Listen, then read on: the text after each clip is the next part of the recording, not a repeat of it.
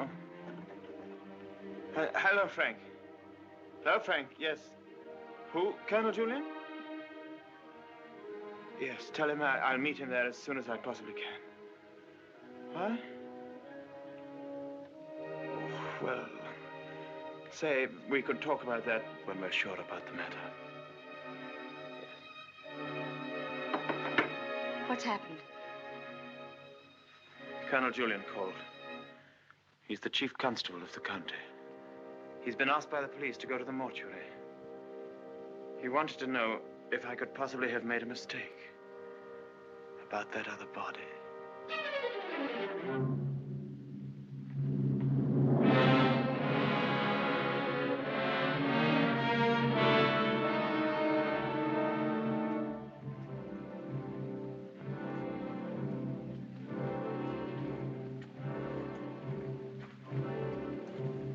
Well, Colonel Julian, apparently I did make a mistake about that other body. The mistake was quite natural under the circumstances. Besides, you went well at the time. That's nonsense. I was perfectly well. Oh, don't let it worry you, Maxim. Nobody can blame you for making a mistake. Pity is you've got to go through the same thing all over again. What do you mean? Well, there had to be another inquest, of course. Same formality and red tape. Oh. Wish you could be spared the publicity of it, but I'm afraid that's impossible. Oh, yes. Publicity. I suppose Mrs. De Winter went below for something, and the squall hit the boat with nobody at the helm. I imagine that's about the solution of it, don't you think so, Crawley? Oh, yes. Probably the door jammed and she couldn't get on deck again. Yeah. Tad, boat builder, will undoubtedly come to some such conclusion. Why, what would he know about it? Well, he's examining the boat now. Purely as a matter of routine, you know. I'll be at the inquest tomorrow, Maxim. Quite unofficially, you know.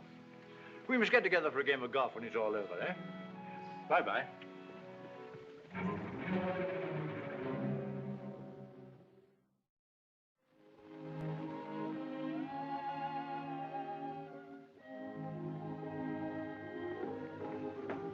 I have the evening papers, madam. Would you care to see them? Oh, no, thank you, Frith. And I'd prefer that Mr. De Winter weren't troubled with them either. I understand, madam. Permit me to say that we're all most distressed outside. Oh, thank you, Frith. I'm afraid the news has been a great shock to Mrs. Danvers. Yes, I rather expected it would be. It seems there's to be a coroner's inquest, madam? Yes, Frith, it's purely a formality. Of course, madam. I wanted to say that if any of us might be required to give evidence, I should be only too pleased to do anything that might help the family. Oh, thank you, Frith. Well, I'm sure Mr. De Winter will be very happy to hear it, but I don't think anything will be necessary.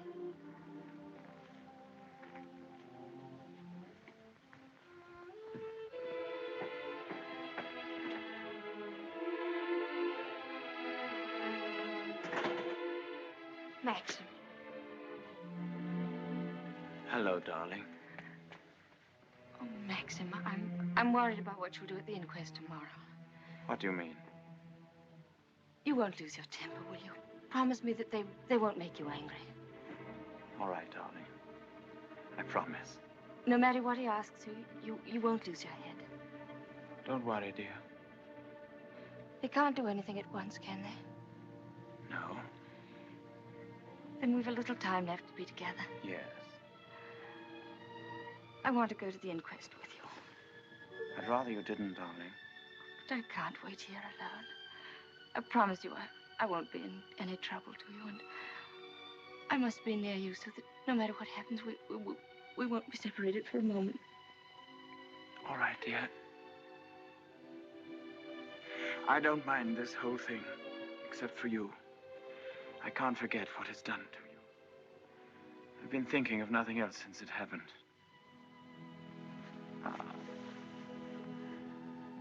It's gone forever. That funny, young, lost look I loved won't ever come back. I killed that when I told you about Rebecca. It's gone. In a few hours, you've grown so much older. Maxim.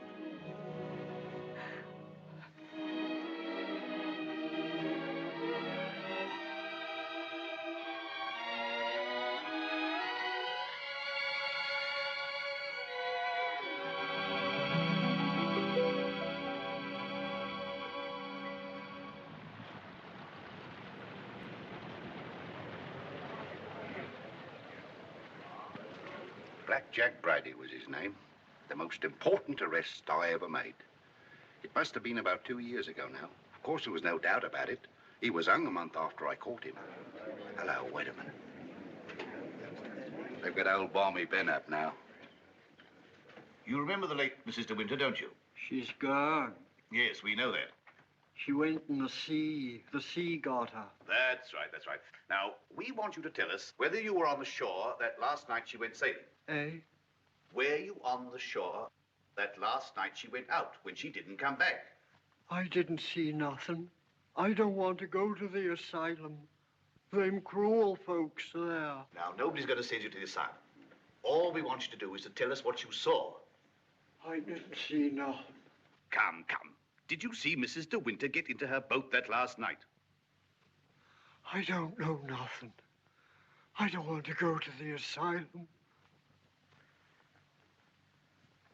Very well, you may go. Eh? You may go now. Now, Mr. Tabb. Yes, sir. Step forward, please.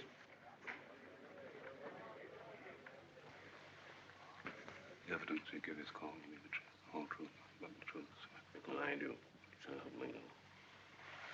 The late Mrs. De Winter used to send her boat to your shipyard for reconditioning. That's right, sir.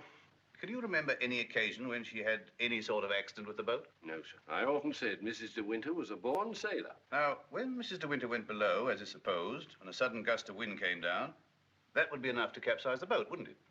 Excuse me, sir, but there's a little more to it than that. Well, what do you mean, Mr. Tabb? I mean, sir, the seacocks. What are the seacocks? Seacock? Oh, well, the seacocks are the valves to drain out the boat. They're always kept tight closed when you're afloat. Yes? Well, yesterday, when I examined that boat, I found they'd been opened. Well, what could be the reason for that? Just this. That's what flooded the boat and sunk her. Are you implying? That boat never capsized at all. I know it's a terrible thing to say, sir, but in my opinion, she was scuttled. And there's them holes. What holes? You know, planking. What are you talking about? Of course, that boat's been underwater for over a year. And tide's been knocking her against the ridge. But it seemed to me, them holes looked as if she'd made them from the inside. Then you believe she must have done it deliberately? Couldn't have been no accident. Not with her knowledge of boats. You knew the former Mrs. De Winter very well, I believe. Oh, yes. Would you believe her capable of suicide? No, frankly, I would not. You never can tell. You may stand down, Mr. Tabb. Mr. De Winter, please.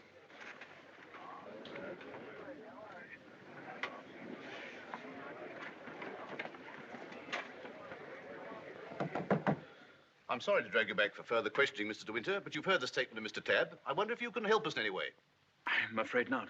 Can you think of any reason why there should be holes in the planking of the late Mrs. De Winter's boat?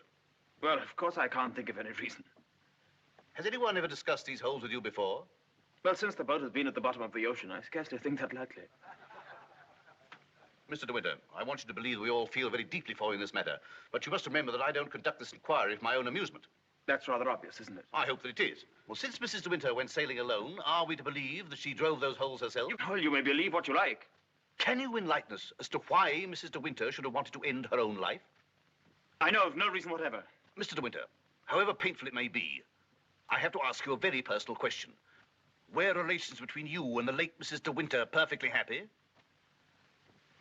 Were relations between you and the late Mrs. De Winter perfectly happy? I won't stand this any longer, and you might as well know now. My wife, she's fit. She's fit. We'll adjourn till after lunch. Mr. De Winter, I presume you'll be available for us then? I told you should have had some breakfast. You're hungry, that's what's the matter with you.